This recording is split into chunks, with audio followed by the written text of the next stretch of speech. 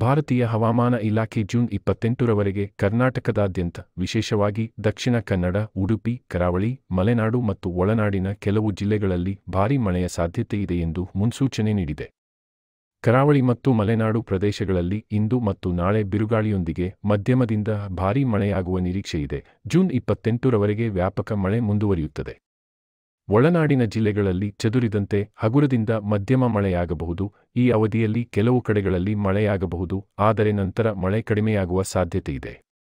ನಿರ್ದಿಷ್ಟವಾಗಿ ಹೇಳುವುದಾದರೆ, ಚಿಕ್ಕಮಗಳೂರು, ಕೊಡಗು ಮತ್ತು ಶಿವಮೊಗ್ಗದಂತಹ ಜಿಲ್ಲೆಗಳಲ್ಲಿ ಕೆಲವು ಪ್ರದೇಶಗಳಲ್ಲಿ ಭಾರೀ ಮಳೆಯಾಗಬಹುದು, ಆದರೆ ಬೆಂಗಳೂರು ಗ್ರಾಮಾಂತರ, ಬೆಂಗಳೂರು ನಗರ, ಚಾಮರಾಜನಗರ, ಹಾಸನ, ಮೈಸೂರು, ಮಂಡ್ಯ ಮತ್ತು ರಾಮನಗರದಲ್ಲಿ ನಿರಂತರ ಮಧ್ಯಮ ಮಳೆಯಾಗುವ ಸಾಧ್ಯತೆಯಿದೆ.